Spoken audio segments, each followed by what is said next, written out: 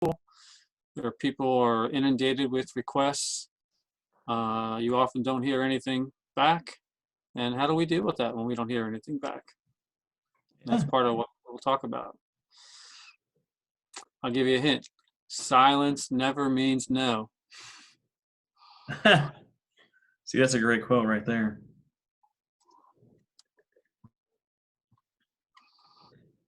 And then there's the pee-pee technique, not to confuse with going to the bathroom.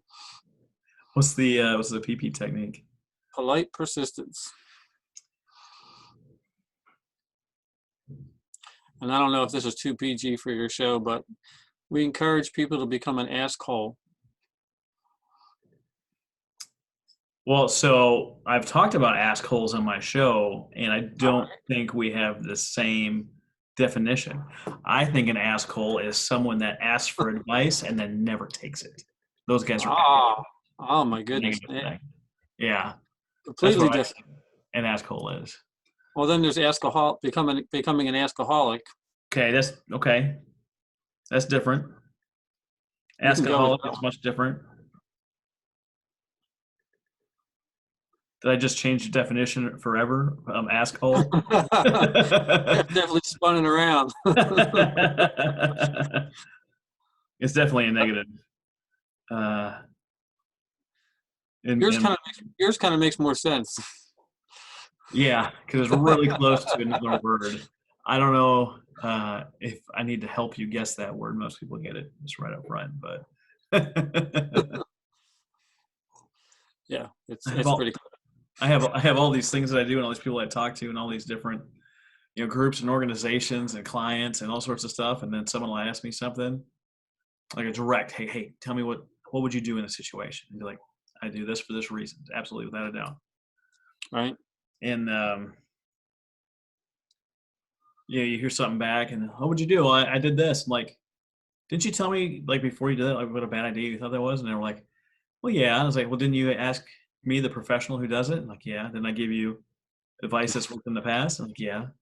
You didn't do it, huh? No. I'm like, okay. You regret not doing it? We humans are stubborn. Kind of. Okay. They ask me again, and if they don't do it again, I'm done.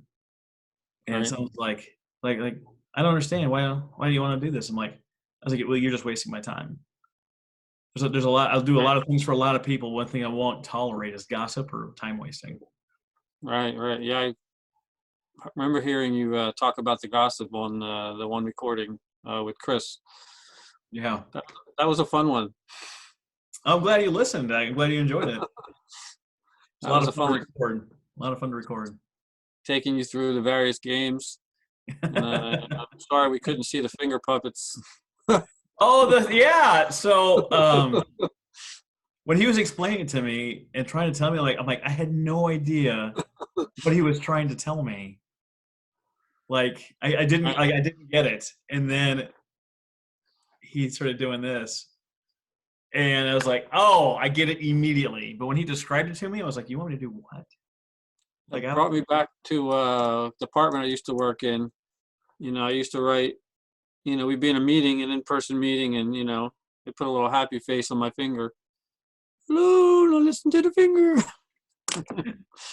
Oh my goodness. That's hilarious. So how's everything? You are in, I don't have my notes. You're in New York? We're near we're just south of the Philadelphia airport. Oh, okay. I gotcha. Yeah. My notes, I have all that stuff. Easy for me to lost. We're lost without our notes. Well, it helps me. It helps me, make sure that I'm hearing what you're saying. I started doing note readbacks for every call that I did, and the response has been. I haven't looked at the numbers, but I want to just say 10x response.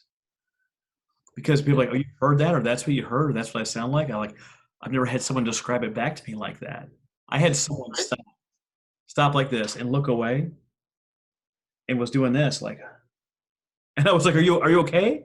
And I never had anyone describe it like that. It was perfect. Nailed it. I was like, yeah, heck yeah. You're such a listener. Good. Well, we take notes so that we can refer back to them to help, put context and just, additional touches into the memory, Oh yeah. which helps us, And if I write stuff communicate. down, if I write stuff down, it's great. If I can refer to it once, I've got it. It's been very Well, that's helpful pretty good. over the You can years. only, good if you only need to refer to it once. Some of us need a few times. Well, it depends on what it is, right? If it's a completely new concept, like I don't have anything to refer it to, it's much different. Like when I came back to be an aviator after I got commissioned, and you learn how to fight nuclear war, Hmm. everything to deal with nuclear war. Well, I don't know if you've ever fought nuclear war before, but I haven't. And all the things you do in order to do that thing, Right. like I had nothing in my experience that I could connect to that to. Oh, it's kind of like this, or You it's kind didn't of have like to make, it was you kind of need like to, nothing. you need domain knowledge, as a base. Yes, domain knowledge, I like that domain knowledge. But like even if you like could compare it to a time like when you were a kid doing a game or doing something, there was nothing to compare this stuff to. So I mean, I had to burn through pages and pages of notes. I had to write and rewrite again in order to get close. And even though I had it in there, I still didn't understand it. I could spout it off. Didn't mean nothing to me, but I could spout it off. Right. Right. Hmm. So you run Keep Music Alive, been going for 5 years. You also have Teach Music Week and Kids Music Day, So those are two of our programs. right? Uh, they're international music holidays that we created, and we're partnering with more and more locations every year to help us celebrate. Okay, we're not like doing the podcast, right? I haven't hit record yet. I know. I'm just asking for my Yep. edification. International Music Holidays. Yep. We also have a book series, What's that? 88 plus, 88 plus ways music can change your life. And when we talk just a little bit about my backstory, that'll kind of lead into how this all came about. It Okay. started off with the book. Okay. And you've Can been I? going 5 years with 750 plus partnerships. Then you have a lot you want to talk about with music ambassadors, how to deal with rejection or silence, PP, Right. that polite persistence, and being an ask-aholic. Right. What do you guys do for fundraisers? Do you have a store online? No, but I still have your advice in my head that I passed on a few others that I haven't implemented yet, and that is the folks that you have that do the t-shirts and the other products. Uh, it's going to happen this summer. Oh, that's cool. For fundraising, we do not a lot yet. We do Facebook fundraisers. Some people Facebook fundraise for us. Sometimes it's people we don't even know, which is awesome. We have a couple events we do each year. We missed our event in March because we couldn't get together to do it. We apply for grants. Probably gotten half a dozen grants over the last couple of years since we officially became a nonprofit. We only became a nonprofit in October 2017 because for the couple of years up to that, we were trying to figure out what are we going to be? Who are we?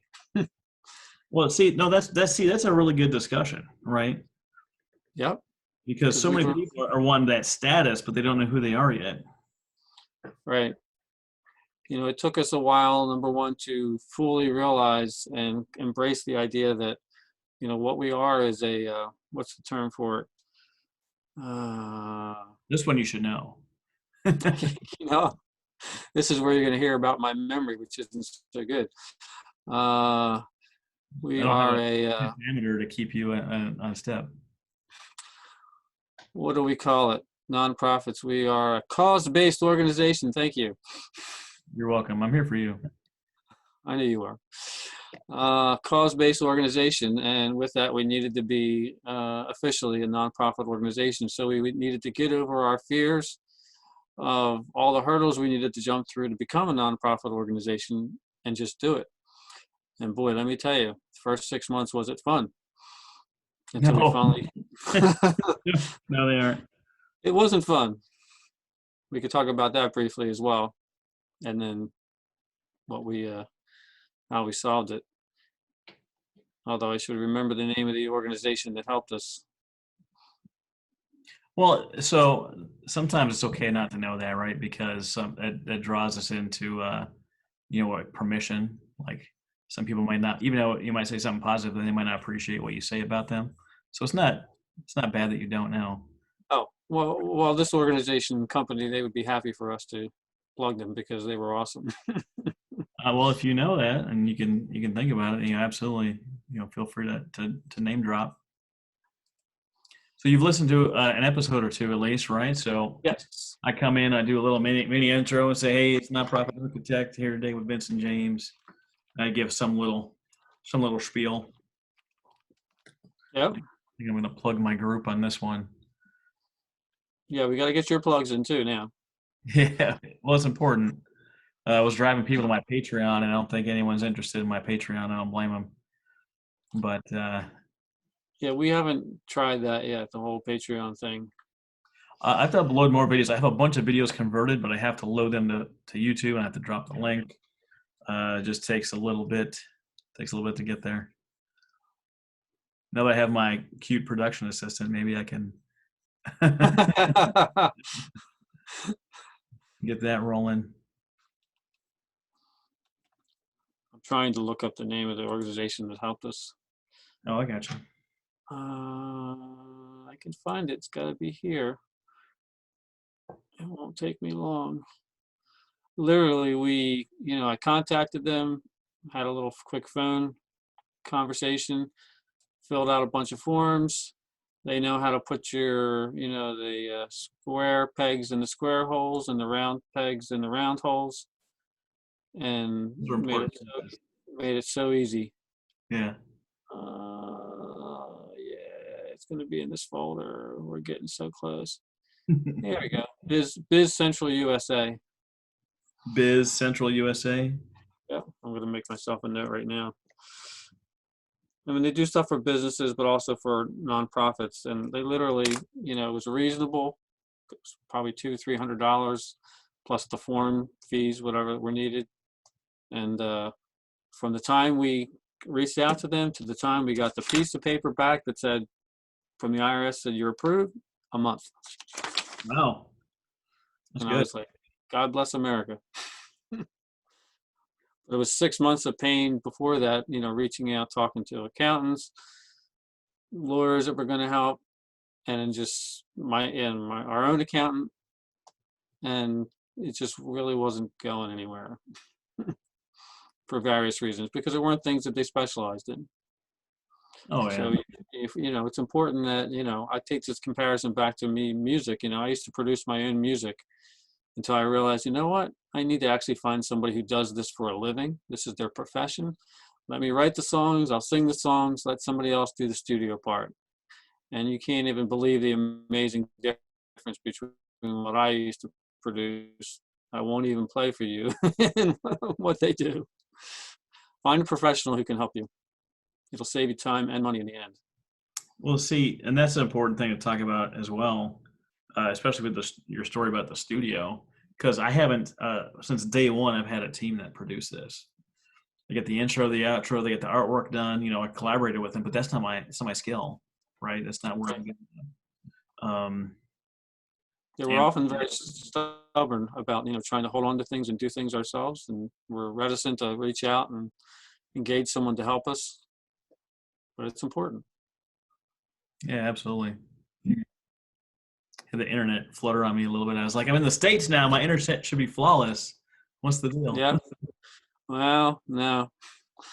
I've been on calls with people in the States, and sometimes they freeze up. Well, cool. I think we got enough stuff to talk about. I don't know if you have stories you'd like to weave into these. If you listen to my show, stories are always the best part. I'll definitely try to weave some stories in, as we go along. Ones that I remember and ones that I'll think about spur of the moment. So you're in New Jersey then, is that right? Pennsylvania. We're in the Philadelphia area. The Philadelphia area. I know that part of the country is all smashed up, and it's easy to cross over the border and you're right here and you're right there and you're right next to, but you're not, but you are, but you're close. Yeah. Literally 15 minutes from, two other states. Well, cool. And have you done these before? Yes. By like this, you mean Zoom interviews? Like a podcast. Yes. Perfect. This is pre-recorded. So if you get flustered or you're saying a lot, just relax. Dead air is good. We'll just edit it out. We got my team. They take care of all that stuff. They make me sound good each and every week, which is their own kind of task and a half, right? So they're on to your challenges. They're like, oh, here he goes again. Yeah, roll those R's like you're Hispanic. I never could roll those R's after 5 years of Spanish class. It's terrible. Well, cool, man. Let's kick things off. There's no set time. Just kind of go through the stuff, and we'll see what that looks like. If we kind of start running out of content, we'll wrap it up. No big deal. If you've got a question for me in there, that's cool too. Yeah. You all set? I'm all set. Let's do it. All set. You don't want to restart your computer again real quick? Yeah, come back in 30 minutes now. We're going to get you out in time to make sure you have time with your kiddos' families. Thank you. Thank you. Yeah, perfect. Well, this is Travis Johnson, the nonprofit architect, coming to you pre-recorded from my house. I am back in the U.S. Excited to be here. First time recording in my bedroom. So I don't know if you can hear the fan in the background. I don't know if the dogs are going to bark. It's going to be one of those crazy episodes where anything can happen. I'm here today with Vincent James, just outside of the Philadelphia area. He runs Keep Music Alive. Vincent, how you doing today? Very good, Travis. How are you? I'm doing good. I'm surprisingly not too jet lagged. I just flew back from Bahrain. It was a short 8 airports and 6 flights from Bahrain to Italy to Spain to the U.S., from Virginia to Detroit to Minneapolis to Oklahoma City. Real now that's east to west, right? The bus stop and and everything else. Well, here we are live. Well, not live, pre-recorded. Hey, if you're listening to this, hop over to facebook.com/group/nonprofit architect. Find people just like you. We're trying to figure this stuff out and help us all make a stronger nonprofit. Vincent, why don't you give us a rundown of Keep Music Alive, why you did it, what it is, and some of the programs you run. All right. Thanks, Travis, and thanks for having me on today. It's going to be fun. So, flashback 6 years ago, May 2014, I was listening to a webinar. I'll take it back, a teleseminar. I'm on the phone listening to a teleseminar that I signed up for. And, occasionally I like to reach out and learn new things from other people. And I kept seeing this thing pop up in my inbox every once in a while called How Everyone Has a Book Inside Them They Need to Write. And honestly, I never thought I would ever write a book. What would I have to say in a book that anybody else would care to read? I just couldn't think of anything. But something was calling me that day to listen to the teleseminar. So just a little bit of background. I'm a lifetime musician. I played, trombone, piano, guitar. Was in all the bands all through high school. State dance band, concert band, marching band. Wrote songs. Was in local rock bands. Music was in my blood. But as far as writing a book, I got nothing. Nothing. It's not good enough that anyone's going to want to read it. So, but I signed up for the teleseminar. I listened to it, and I'm listening along. And then all of a sudden, my God, it was like a bolt of lightning from the sky down to my head. What about a book of inspirational music stories that come from other people? And we could edit that book, edit the stories, put them in the book, and share it to encourage more people to want to play music. My God, it was like it was, I ran up the stairs to my wife. I'm like, Joanne, we got to do this. And she's like, slow down. I was just a little too fast. So this is where this whole thing started. We put together a book called 88 Plus Ways Music Can Change Your Life. And we reached out to over 6,000 musicians around the world, both regular musicians, like myself, and celebrity musicians, asking if they would like to contribute a story or a quote to the book. And through a year's time, we went from concept to publishing in exactly 1 year, on June 1st, 2015, when the book came out. And that was kind of how this whole music education advocacy started with me. Because, all my life, although I have a technical job on the side, music has been my passion. I wanted to go to college for music, but my parents had steered me, try to do something a little more practical. So engineering it was, and that's paid the bills. I'm very happy and grateful for that. But inside me, I always had this thing nagging, I need to do something more, something different. And I did a lot of music things over the years. I wrote songs, I managed bands, I helped in recording studios. I wrote custom songs for people, for weddings and anniversaries. But it always seemed like I was doing stuff about me, not something for society. But when I was on that call and had the idea of writing an inspirational book about music stories to share with other people, that's when it kind of all gelled together in my mind.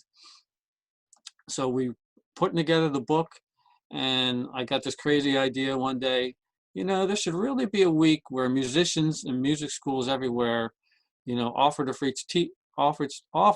teach free lessons to new students. Let's call it, back then I decided, let's call it Teach Music America. I was thinking very small-minded, as we often do when we're starting out. So I just put a couple posts out on social media, hey, all my musician friends, how about, find someone today, a friend, a family member, whoever, and sit down with them with your guitar, your keyboard, your trombone, whatever it is, saxophone, and show them a couple things. We all have somebody who's been talking to us, in our life that, would like to play music. Well, this is a week where we make the time, dedicate, and get with that person and start the process. I'll try to light the spark so they'll want to continue playing music. So we put that out there. Not a whole lot happened that first year, as these things are, right? Start out slow. By the next year, I was reaching out to music schools. 4 years later after that, earlier this year in March, we celebrated the 5th annual Teach Music Week and partnered with over 750 music schools in over a dozen countries to offer free lessons to new students. That's how that came to be. And then That's awesome. probably, thank you. And then shortly after we had the idea for Teach Music Week, which is now what it's called, Teach Music Week, it's the world, people. We ran into a gal who created something called Kids Yoga Day. And, my creative mind, I'm thinking, Kids Yoga Day, that's really cool. I wonder if there's a Kids Music Day. So, I'm computer to our Google friend. No, it's not there. So bang, we started it. Reserve the URL. And this October, we will now celebrate the 5th annual Kids Music Day. And we partner with many of those same music schools, music stores, and other music nonprofits, where we encourage them to hold special events that either benefit or celebrate kids playing music. It could be instrument petting zoos, student performances in-house or out in the community, instrument donation drives, open mics for kids, ukulele circles, drum circles, even kids music day sales on instruments or accessories, anything that helps us amplify the message of how important music is, which then allows us to go to the media, now twice a year for Teach Music Week in March and Kids Music Day in October, and rally the media behind how important music education is for kids, which is our whole why of why we're doing this. That is really cool. And I just want to say that, if you're listening to this and you're running a nonprofit, you can have insert your cause week and your cause day and have dedicated twice a year where the media has a reason to talk to you and give you free media coverage about the thing that you're passionate for. Absolutely. And you know what, even if, say it already existed, if Kids Music Day already existed, we would have latched onto it, helped to support it, and become involved in that whole movement. To me, it doesn't matter where it comes from. It matters that we're supporting the cause. There's another holiday called Make Music Day in June on the summer solstice, June 21st. And this has been going on since 1982 in France. It started as Fête de la Musique, de la Musique. I'm going to work on my French accent. It's a little troubling. And they encourage musicians of all levels, all ages, and all styles to put on public performances. of music. And now there's like 1,000 cities in 120 countries that participate and make music every day, make Music Day every year on June 21st. And even though it's not a holiday that we created, we wholeheartedly support it, and we help make it big and here in Philadelphia because it's important to us that kids and adults reap the benefits of playing music. That's so cool. It doesn't have to be yours, but you can latch onto it, still promote it Yeah. because it still helps the cause. I like that. Yes. You're not closed-minded. You're infinite-minded, as Simon Sinek would say. But how do you tell me how do you go from an idea to 5 years later being partnered with 750 plus organizations? What does that what does that look like? If someone is trying to work on building their partnerships, how do you make that happen? What are those first steps? Well, I have to tell you, there's a little bit of carpal tunnel involved. I'm holding up my wrist so you can see. And not just for me, but my wife, our partner, co-founder for Keep Music Alive. We literally now reach out to about 5,000 music schools and music stores and other music organizations individually, individual emails, 2 times for each of the music holidays. So 4 times a year, inviting them to participate. And we do it this way, number one, because we can't just throw all their emails into a database and spam them, number one. Well, we could, but number one, we're not supposed to. And number two, you don't get as good a response as if you personalize each email and really, reach out to them. And even then, these music schools, music stores, the people that run them, that own them, they're very busy folks. I mean, they're handling their staff, they're handling their students, they're handling their students' parents.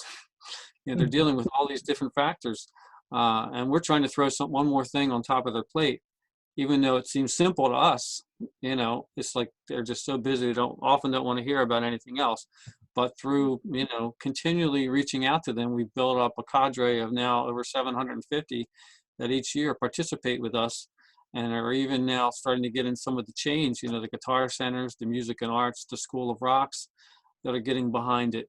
And it didn't happen overnight. Rome wasn't built in a day. I didn't make that quote, but it's a good one. But it's good to know because you send out 5,000 emails 4 times a year. So you send out 20,000 emails a year promoting your 2 events, and you handwrite everything. You custom craft them for each individual because custom emails get a better response. And Yes. through your 20,000 a year for 5 years, which is 100,000 emails, you have 750 partners. So if you're someone Yes. listening to this, it takes time, energy, effort, and a whole lot of repetition before you start Yes. building the partnerships you need. Yes, and you start with the template, and we have an email template that we start with. So there's just a couple of quick customizations you do to the template, in the subject line, the hello line, and then inside the email. So it appears more to them that you're actually writing to them individually and you're making a personal connection with them. And if it's someone that you also happen to know and you build up a relationship with, you include something in there, that's related to that you know who they are, they know who you are, and you're continually building this relationship. And you're right, it does take a whole lot of time, a whole lot of effort. And we're now only starting to bring on volunteers and even some paid people to help with those emails. Because my wife's risk can only take so much. And I can only do so much working another job that helps pay for the roof and the food that we all enjoy day to day. Yeah, I definitely like eating 3 times a day. It's kind of one of my priorities. I'm good with twice a day, and my wife yells at me for it, but what are you going to do? What are you gonna do? Uh, but you have all these people that you're interacting with. I'm sure you get some replies, but it's not just a direct reply. Yep, we're signing up for it. We're doing it. But you go, I imagine, a long time with you get a lot of rejections, or you just get silence. How do you Yes, handle this silence? silence is a very cool thing because what silence can teach us is that it's not what we think it is. So many times, how many times I'm sure you've experienced this, Travis, where you reach out to someone, you're looking for help, you're trying to answer a question, seeing if they might want to work with you for any capacity. You send out the email, and what comes back? Nothing. Absolutely nothing. So you're thinking, we start to invent things in our head, create ideas of why is that? They don't really like me.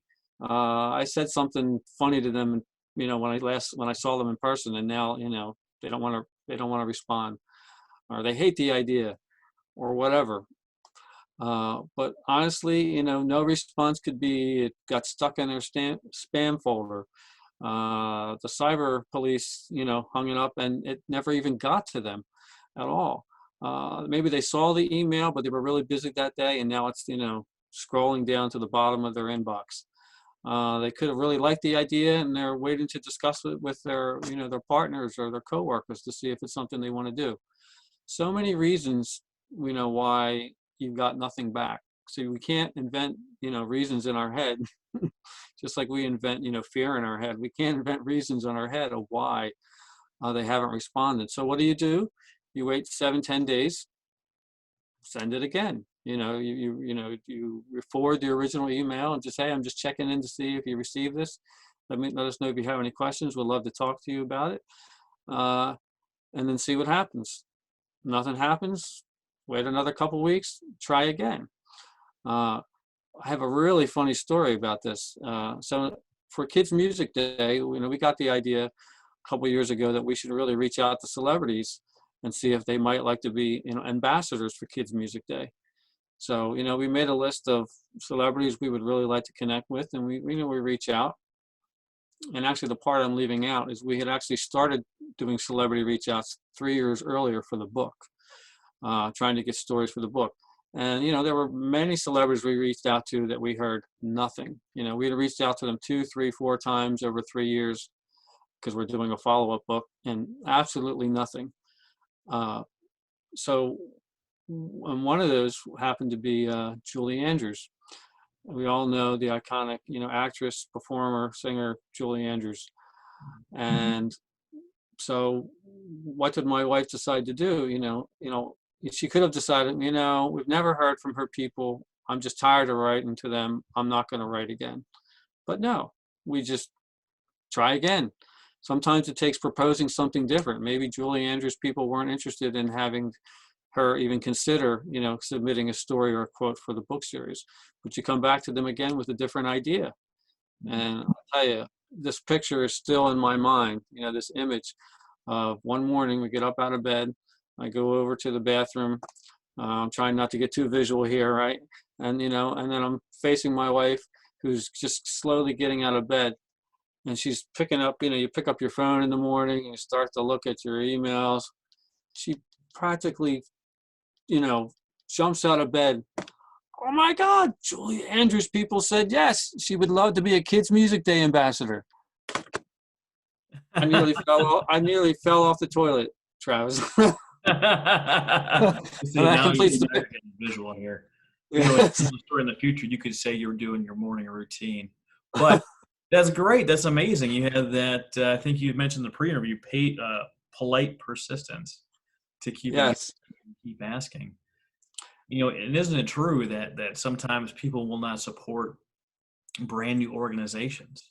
They want to know that you're going to do it again, a year in and year out, and you're going to use the material over and over and over. We talked also in the pre-interview about time wasting. For those of you that weren't around during the pre-interview, because I'm not going to air that section of it, we had some technical difficulties getting set up and connecting and doing some settings and stuff.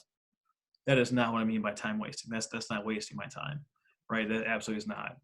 Something that might waste my time is setting up an interview, no call, no show, and then reaching out a few weeks later to reschedule, and you do it again.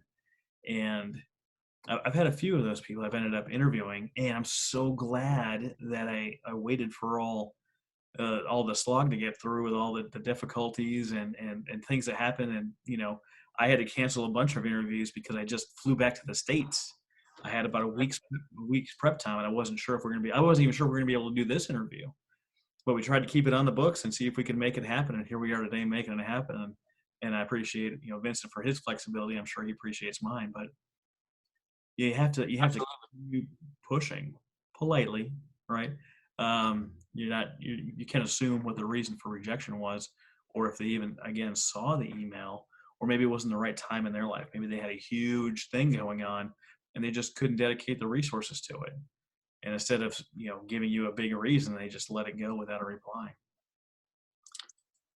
Happens all the time. Happens all the time. And the quote that I like to leave people with on that particular topic is quite simply, silence never means no. Now, my wife will, sometimes disagree with me on that. It's not that it never means no. It could mean no, but I don't know. I'm sticking with silence never means no, because that's what, gives me the impetus to keep trying until somebody writes you back and says, I'm definitely not interested. Hmm. I don't assume no. And even when they say I'm definitely not interested, it just means not now. Not yet. You have absolute permission to go back 6 months, a year later, and pitch them again with the same idea, maybe a little bit of a twist to it, maybe a new idea. Look at what you've accomplished over the last year that you're bringing to the table, you and your organization with your programs. And you might just, maybe that person you're requesting is in a different place. So many different reasons why they might say yes the next time. So don't write people off just because they said no the first time. Where did you go to find all this contact information for these teams of people and for their celebrities and all this? That's an awesome question. So initially, we're turning to Dr. Google, and that's one great resource to find. You're looking for their managers, for their agents, for their publicists. Those are kind of like their three main people on their team that you have a shot of getting a response from, because they have some close connection with the artist. Well, the other place besides Google is we actually paid for a service called Contact Any Celebrity, where for $200 a year, you can, get names and addresses and email addresses and phone numbers from, for the agents, the publicists, the managers, for literally thousands and thousands of celebrities.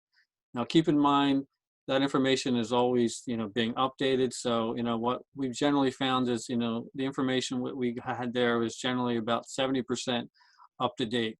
So it's not always perfect, but it saves you a lot of time and effort in connecting with people. And often when you reach out to someone, if they're the wrong person, sometimes they're nice enough to come back and say, actually, so-and-so is now the right person for this artist, contact them. And they'll just, lead you to the right person, which is awesome. That's really nice of them. And and there you have a relationship. You're starting with this agent or manager or publicist, and you write back to them telling them how appreciative you are of their response, and giving you some up-to-date information. And you never know, that person may help you out again later with an artist that they are currently working with. So it's like everything else, Travis, it's about building relationships. It takes time, it takes patience, it takes politeness, it takes being human. Oh, and it takes asking, because if you don't ask, it's a guaranteed no. That's right. Everything we ever didn't ask for didn't happen. Well, that's not totally true. That's not But you totally, get the idea. totally true, but it wouldn't look half bad on a t-shirt. Right. We're going to listen back to this and get some more t-shirts going. Oh, absolutely. Speaking of that, since Vincent brought it up, if you go to reallydesigns.biz, you can find nonprofit architect t-shirts with quotes from all the guests. And if you found a t-shirt or a quote that you want that's not on a t-shirt, let me know. Connect with me on Facebook or send me an email to nonprofitarchitect@gmail.com, and we'll throw that quote on a t-shirt for you so you can have it. That's awesome. And what's the URL again? reallydesigns.biz, B-I-Z. reallydesigns.biz. All right, you heard it here first, people. I understand you were trying to connect with them and you're trying to set up your store. Yes, absolutely. Because we are behind in the whole having a store thing. I tell you what, you're working on doing it. For this particular company, David and Ginger are military veterans, and they do all the work. They do all the design work. They put the logo, the phrase, the whatever you want on a t-shirt. They put a mock-up online. They give you the link. They handle all the payment. They create the t-shirt. They ship it direct to customer. It's $0 out of pocket for you. If you come up with a design and it never sells, they're out, 20 minutes putting it on a website. You don't have to pre-order 1,000. There's no minimum buy-in, none of that garbage. And you don't even have to add it to your website right away. You can promote it just on your social media. So it's really flexible in what you can do with that. And it's important, I think, I know, to have, branded items that we can offer to our supporters, because some people just really like to support by buying the t-shirt, buying a hat, or whatever it is, because it's one way that, they have a token of showing. It's like a souvenir from their favorite organization they like to support. Yeah, well, and then it gives them a chance to brag on, what great things the organization is doing and how they help take part in building what they're doing. It helps show that ownership. It's just like an NFL team. Up until 5 years ago, they were a nonprofit, and you better believe that, whatever part of the country you're in. I don't know if you're an Eagles fan and wear, Philly gear, but that was all going towards their nonprofit. You're just walking around promoting the team. You're letting other people, you're letting your biggest fans promote your organization for you. And they And paid that's you to do it. That's the most big. brilliant marketing idea ever. Have other people pay you to put your message out there. And for a nonprofit, that is just an ideal way to go about it. Yeah, I know there's still that stigma out there that says that, people using services of a nonprofit shouldn't have to pay anything. And that's just not true at all. Very, very successful nonprofits charge for everything they do. But the only real thing that you have to do to meet a nonprofit is follow the rules and have a mission. And everything has to go towards the mission. All the profits get pumped back in towards the mission of the organization, not to the shareholders like a regular business. Right? But you just have to keep asking. You have a special term for asking. Yes, yes, yeah. We were talking about that a little while ago. So really, there's a there's a study out there somewhere where it often takes 4 or 5 asks to make a sale on something, or to convince somebody, to come over to your side for an idea you're trying to present. So if you ask 1 time, 2 times, 3 times, you probably won't succeed on the odds. But the fourth or fifth time is when you really have the best chance of making that deal happen, that partnership happen.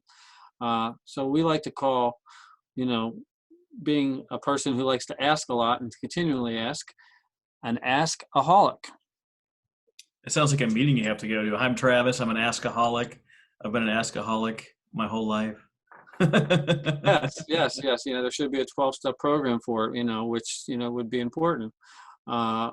Basically, we need disciplines for all areas of our life, whether we're trying to overcome, substance abuse, or whether we're trying to promote a cause and trying to expand our disciplines, our personal disciplines, to being able to increase our chances for succeeding.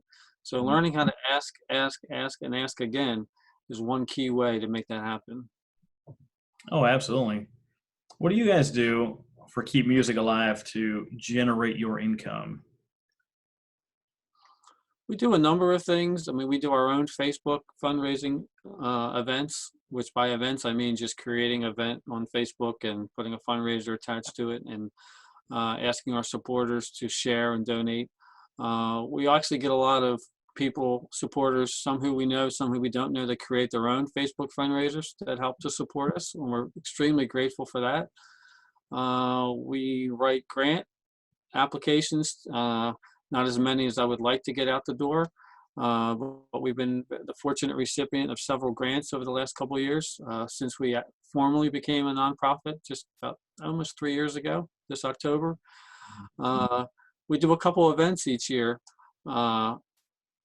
most years. We do a Teach Music Week event in March, which was unfortunately had to be canceled due to everything going on this past March, where we have local music schools come and do performances. We also started doing something last November called Sip, Savor, and Song, where it was a little of a higher end event where we had classical performers, opera performers, jazz performers come and perform at a really cool venue. And we raised some funds that way, and we are looking forward to doing that again this November. It may be a virtual event. We're not really sure. It's way too early to tell. But we're learning, from some of our nonprofit brethren out there in the world, ways to really maximize doing a virtual event. I love, it just brings me, I have to say this, I love that you do this podcast. I love that you do what you're doing, Travis, because you're just helping us all share ideas with each other. And this is really how we learn, because nobody knows it all. In fact, most of us know almost nothing when we start out. If we don't The best ones ask, know almost nothing, but they asked enough questions to make it happen. yes. And I have to tell you, I've been guilty in my lifetime of not, for most of my lifetime, of never asking enough questions. And it's only been in the last several years where I'm slowly turning my mentality into, don't try to figure out, to stop trying to figure out everything for myself and ask. Be open to listening and learning from other people, and just expanding our own horizons, because it's going to improve what it is that we're doing. And everything we're talking about with asking, sometimes, we're uncomfortable in asking people for things, asking for donations, asking for help with events, asking for volunteers. But as curators of our nonprofit mission, we have to come back and remember our why. Why are we doing this? And what is the reason you started this nonprofit? What is the reason that we're, working, engaged with this nonprofit? And when we really take that why deep into our heart, it makes asking for help so much easier, because we're not asking for ourselves. We're asking for the cause. We're asking for the kids who we want to play music. We're asking for the people we know who need more food. We're asking for the people who we know who are ill, that need medical help, treatments, whatever it is that our cause represents. When we really keep our focused on our why we are here and doing this, it really helps make the asking easier. Oh, absolutely. And I picked up on a little something that you slipped in there, that you said that you started writing a book 6 years ago, but you'd only been a nonprofit for about 3 years. And Yes. I also heard you say that you can't be a professional, a perfectionist or professional or proficient at everything, that we have to reach out sometimes. So what does that look like for you, and what did you do to actually get started? Well, it's funny.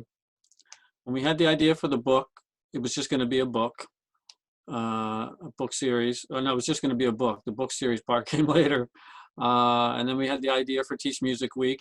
And somewhere along the line, we started realizing, this is becoming an actual organization that we're calling Keep Music Alive.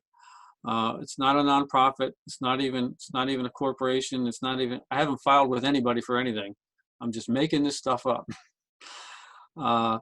But over time, we were realizing, this is really what we've created, a cause-based organization. And we really should, create a nonprofit out of this, turn it into a nonprofit organization, do the formal steps so that we can, benefit from what that will get us, in terms of a nonprofit, and I'll also have be able to draw more supporters into what we're doing. But I'll tell you, Travis, sometimes I have this really big fear of doing things like, hurdles. Like, I've heard the horror stories of how hard it is to become a nonprofit, and the hoops you have to jump through, and it takes, months or sometimes years, and it can be rejected, and you have to apply again and all that. And I listened to all that, and I put all these fears in my head. And we actually, for probably a year or two, I said, no, we're not going to do it. We're not going to do it, until finally I'm like, all right, we really have to do this. This is important. So, I started reaching out to different professionals, to an accountant who said that they, could help, reached out to an attorney who said they could help, reached out to, I think, to another attorney who said they could help. It really wasn't going anywhere. Meaning even people who said that they would help, and then I said, okay, what do we need to get started? I'd wait a week or two, Mm-hmm. go back to them again. What do we need to do to get started? It wasn't going anywhere, and I was just getting more and more frustrated. So finally, I put it out to the universe and asked people, what did you do to start your nonprofit? Who did you work with? Please help. Put that out there online, and within a day came back the answer. Well, this is what we did, and we fought, they were awesome for us. Mm-hmm. And I will tell you, I'll name this organization in a minute. But for the time we picked up the phone and called them, had our little phone consult, filled out the forms, which took another day. And from the time we hit submit on that application to this organization, and the time we got the piece of paper back when the IRS said, here's your number, you're good, 1 month. Well, that's 1 great. month. That's I don't know if we just hit like a good time in their cycle or what it was, but I almost fell over backwards 1 month. And the company that we used for this was called, I'm going to look down at my notes, Biz Central USA. That's BIZ Central USA. Now they cater to both businesses and nonprofits. They have a whole section of employees that deal with helping nonprofits, not just with creating a nonprofit and going through all those steps, not only federally, but with the state that you're in, but they also have other resources to help you later on that you can partake of if you're interested. But we literally spent $200-300 plus all the filing fees that were involved for the IRS and for the state, and this happened. And why didn't I do it sooner? Fear. Don't let fear stop you, Travis. Don't let fear. Well, I mean, it's important to talk about using a professional service. I mean, you've been in the music industry forever. Did you ever try to like do your own editing and your own production of the music that you wrote? That's shameful, Travis. Shameful, Travis. Yes. For many years, I would, I'm a songwriter. I did recordings. I produced my own recordings. I mean, I would go to a studio, but I would play in quotes, producer, and, call the shots and decide what would happen. And one day, after many years of doing this and realizing that my recordings were really subpar, I remembered listening to another friend who had a demo. I'm like, who is doing your recordings? So she put me on to him, and I went and visited, made an appointment. I went to see him for 2 hours. We had a session. And in those 2 hours, my jaw was like, you can't see it on the podcast, but my jaw was dropping. What he put together for me in 2 hours, I was like, my goodness, why did I not contact you sooner? We did a full album together, and I have to dig up some of my old recordings to play you. Here's the before, here's the after. The before sounds like an amateur.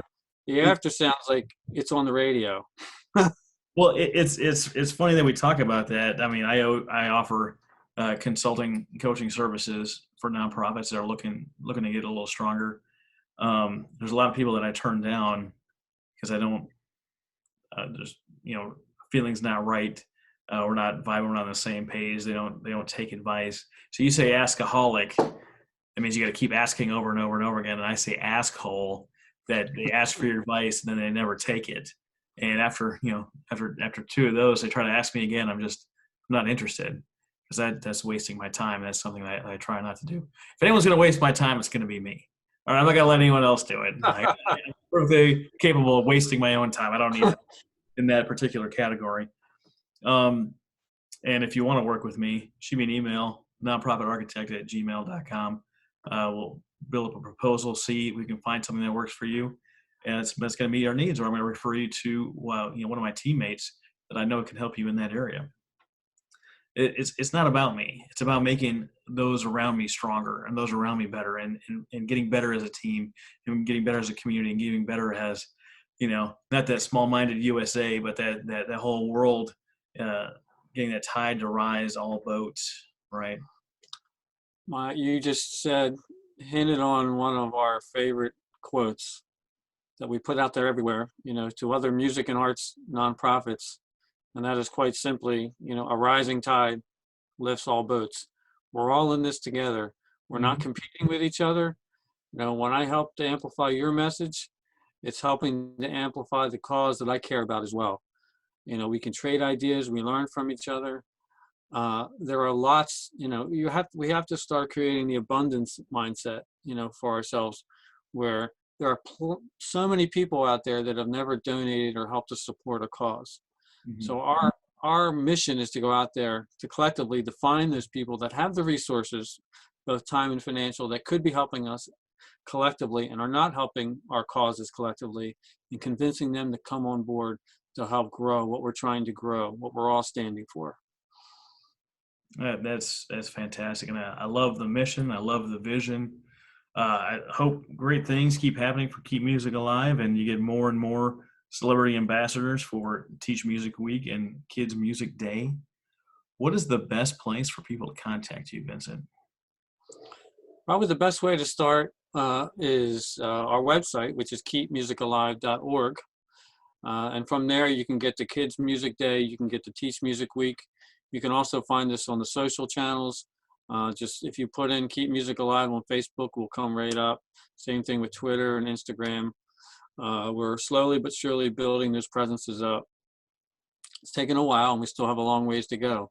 But I'm very happy that now when you put our name in, we come up pretty much on top every time. Yeah, SEO, search engine optimization, is very vital to the success of business nowadays. Well, I tell you what, Vincent, it was great talking to you. I'm glad we could make this work today. I know you got family. You finally get to see some family after 3 months. Finally, Yes. my family after a year. I'm pretty excited. So I'm gonna let you go and enjoy them. And thank you so much for coming on today. Well, thank you, Travis. I really appreciate you having me on the show and love our interactions together. And listen, you have a great rest of the day with your family. Hey, you too, brother. Have a good one. Thanks. That's the show, man. That's it. We did it. Did it. We did it. We did it. I'm going to. A little Dora action. Yeah. That's cool, man. Contact any celebrity. I like that. It was a very, very helpful resource. I mean, if you spend a lot of time searching, you probably maybe find 80, 90% of that information, but it saves so much time and it connects you with people that even if they've moved on and they're not helping that particular artist, they often do come back and point you in the right direction of who is. And, we've joined, we don't join every year, but probably 3 out of the last 5 years, we've paid that $200 to help us in our research. That's really cool, man. That's really cool. How can I help you get better, stronger? What do you need? Time. I need more time, Travis. Could you invent a time machine? Well, there is processes and procedures and virtual assistants that can help do your things. So you have the time to do the other things that you need to do. True, true. So let me tell you what our goal is this year. And this is before all the craziness happened, but I'm sticking to my goal Talking about the anyway. murder hornets, the riots, the COVID, the impeachment hearings. What were you specifically referring to? Uh, the collective, known as 2020. Collective crap of 2020. Yes, yes. And Yeah. it's easy to get lost in that and to have that feed our fears. I'll tell you, 5 years ago, all of this stuff would so be feeding my fears and holding me back from whatever mission I was working on at the time. But, as I've gotten older and learned from our mentors, I've learned to not let fear control my thoughts. So our goal this year, I have a couple of affirmations, and that is one, to raise over $100,000 for Keep Music Alive by December 31st at midnight, and to sell 100,000 copies of 88 Ways Music Can Change Your Life by December 31st at midnight. And 88 Ways and 100,000 copies. And Okay. we're partnering with other nonprofits, which we've always done, but we've raised it up now.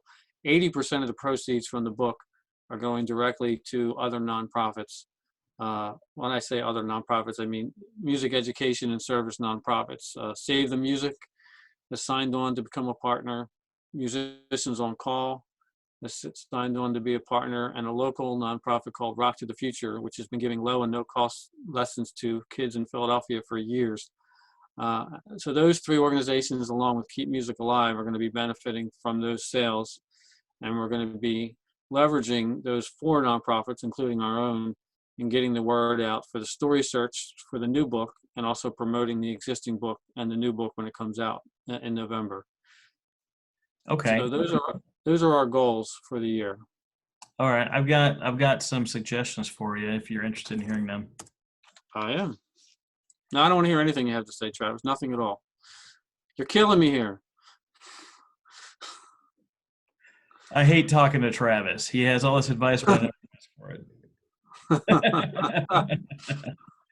So your profile, I'm going to share the screen real quick here. I'm going to confess, you've probably given me some of this advice when we spoke what is it, 4 months ago, So, and we followed some of it. yeah. We have not followed all of it. Some of it is time dependent. We just don't have the bandwidth to do everything. But I'm interested in hearing more of what you have and making the time, especially since we now have more volunteers coming to help send those 20,000 emails. That's good. Uh, my wife and I are going to have more time to do more targeted things like the advice that you're able to give us. Cool. So this is your page. You can see your screen, right? Yep. If I click on works at Keep Music Alive, Hmm. I get taken to a nothing page. That's awful. What I should get taken to is your Keep Music Alive Facebook page. Yes. So How you does just that happen? need to update that link. You change the link or the name on your profile, and now it doesn't take people where they want to go. And I need to fix my wife's as well because she Yes. has twice as many Facebook people as I have. Okay.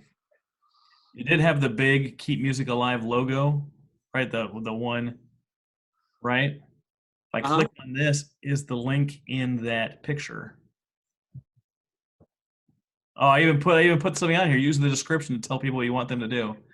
So you can edit the description of this picture, and you can put a link in to your Facebook group and your website. You can put a link on there.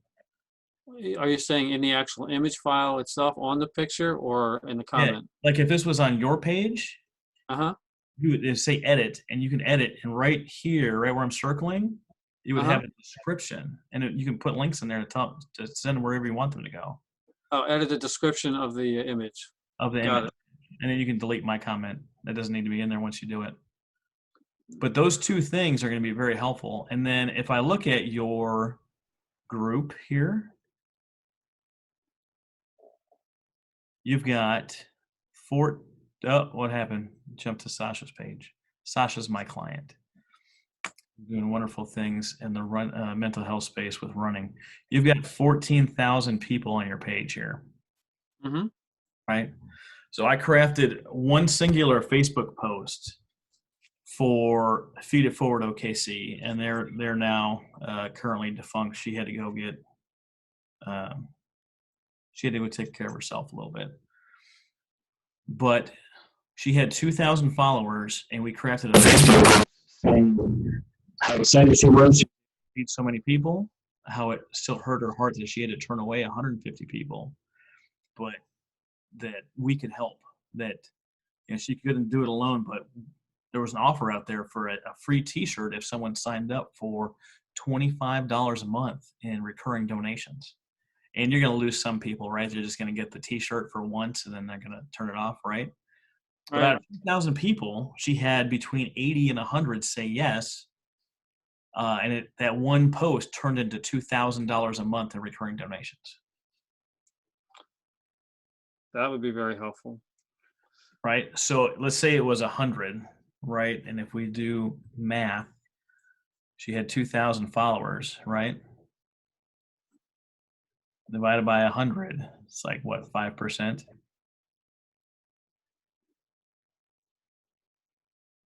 Yeah, it's 5%. Yeah, it's 5%. That would be Divide 100. the other way. Yeah, yeah, math.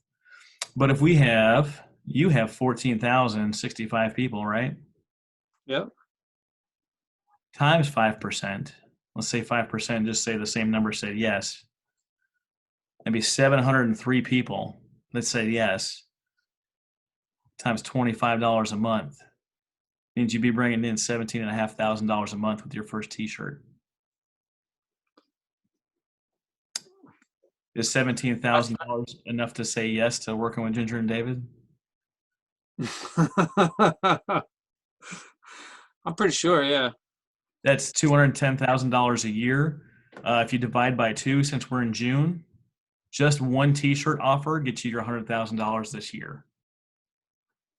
Yep. But what do I know? I'm just a professional.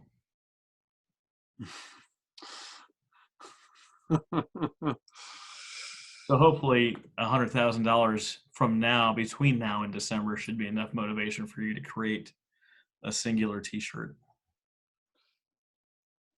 Well, let me tell you right here, right now, I will set it up by the end of June, the store with a T-shirt and create the post. Uh, I'll send you, if it's okay, if you don't mind, I'll send you the draft post to see if you have any ideas, feedback. I will definitely do that as long as you send me a free T-shirt. I can give you a free T-shirts, $25 a month. Just kidding. We're done I'm here. practicing, man. I'm practicing. Uh, but the fun stuff you can do because you have so many followers is you can ask your friends to design the shirt for you, and you can hold a contest and have people vote for their favorite. Okay. When you say for them to design, you mean for them to pick the slogan, pick the For them to do the design work, they can create the whole T-shirt for you.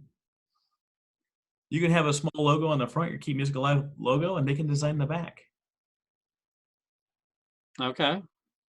Yeah, let the creative people you know and love do the work for you. And maybe you pick a different winner every quarter and you could roll out a new piece of swag every quarter that you don't do any work for.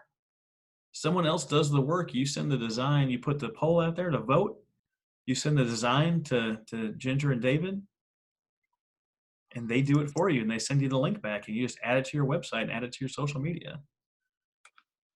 You make So let that me, post, you pin it to the top of your page and leave it there for a couple of weeks.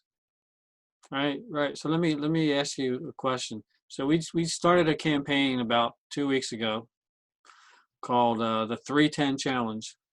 So we're asking our supporters to donate $10 and to invite 3 other people to donate to do the same thing, meaning donate $10 and to ask 3 people.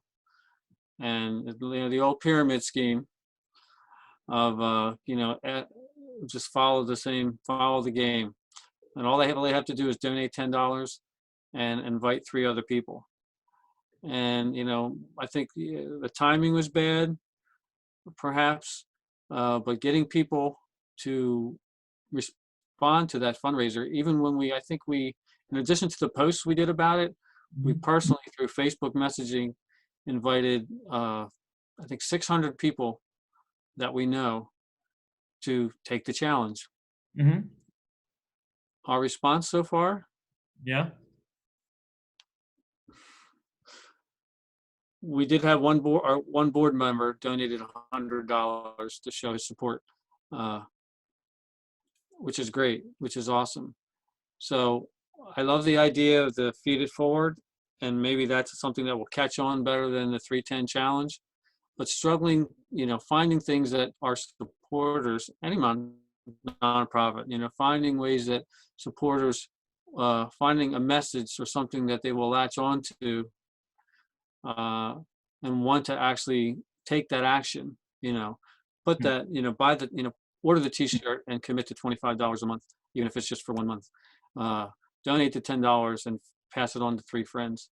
Uh, that I think is part of the key. Uh, Mhm.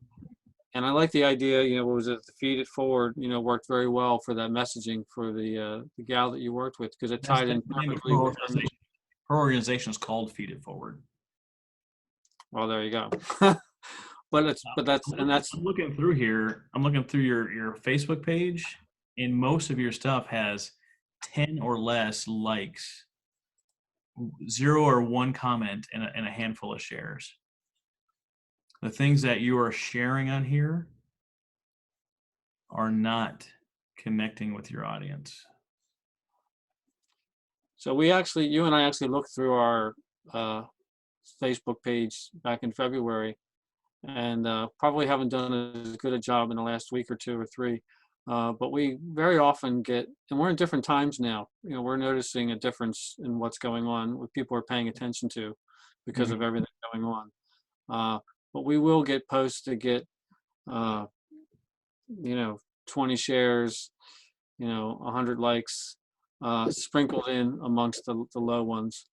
Uh, but I think part of the thing is me taking the time and my wife taking the time to really craft the right posts and post, be careful about what we post and paying more attention. And that's almost, it's not a But, full-time but, job, but it's a pretty but, steady part-time job to do it right. but why? Why you? Why Joanne? Didn't you say you have tons of volunteers? No, no, no. We have some volunteers that have committed to sending emails. So you should Uh, volunteer that'll commit to doing some social media stuff. right, right, right. Which is a great idea, except that, you know, you have a nonprofit, you have a message, and if you turn over the reins to somebody else and let them, You have to you know, train them, right? you have to train them. You have to And train them. Did I tell you about my production team? What I did with them a few months ago? no. I almost fired my production team. I wasn't getting what I wanted. Hmm. And I go back to leadership 101. Do they have the knowledge, skills, and ability to do the thing? Have you trained them to do the thing? And have you set your expectations? And I don't think I had set my expectations. So I went and I crafted an email saying Hmm. where we are, things that I didn't like, what I would like to have, and then the vision for the organization, right? And I'm so glad I did that because now they really understood what I was trying to do and where I was trying to go. Because I could have fired them and hired another production team, I would have got the same results unless I Sure. set the expectations and I allowed them to do it and grow into that role. You know what I mean? Yes, yes, You're absolutely. not turning over the reins, right? But you're not a one person team. Right, right. I hate it when you're right, Travis. You only hate it when I'm right, when it shatters your own uh, perceptions of what you're doing or why you're doing it, right? Because Right. most founders of nonprofits don't work for their nonprofits. They're busy sending vision and mission, right? They're the Steve Jobs. Steve Jobs Right. isn't manufacturing an iPhone. Right. No, it's, one of the most important lessons is to Yeah. stop working in the business and work on the business. And the only way to do that is by stop doing things yourself. You got to hire the experts to do what you're trying to do. Right. I love it. Um, I got a friend. I got a couple friends that, excuse me, Bless you. that are thanks. They're really good at this. And there's tools out there that post to all social media in one keystroke. It posts to every social in one shot. Are you using that? Are you using Hootsuite or something like that? I'm not personally a fan of duplicating the same thing in the same platforms. But you already said you don't have any time. I did say that. You did. So you have to decide what's a better use of your time. Right. I got a friend, Sean Douglas. He's got Life Transformation Radio, and he does a lot of amazing stuff. He plans out his social media strategy every Sunday. You can pre-plan and pre-post everything in one day, and you don't have to touch social media the rest of your week. Right. Now, I don't see how many people are on your board. Including my wife and I, 5. I don't see 5 shares on your posts. Yep. I don't see your volunteers sharing your stuff either. I think I should fire them all. Now you Kidding. just set your expectation of what you would like to have them do. If that's an So I will. expectation you have, if they believe in your mission, that should be an easy ask and an easy answer, yes. Right. Right? Right. Right. Right. I will share with you this one thing. So we did send an email to our board a couple weeks ago about some of our expectations with regard to the 310 challenge, which was simply, if you could donate $10 and share it with 3 people. And then one of our board members who's very high up in the education space for a music company, he actually resigned because his world is crumbling around him right now. The space that he's working in, and he's trying to deal with that. So it wasn't so much my email, I think, but it was just kind of like a Push them over coincidence. the edge, Vincent. I pushed him over the edge, and he said, I just can't. I can't help right now. Uh, it's tough, but I need to be more determined to find the people that can still commit time, that are passionate about what we're doing, because I know they're out there. I just need to keep asking. Well, I do know that there's all of these, like especially musicians that are just no longer in the business, but they still have a name.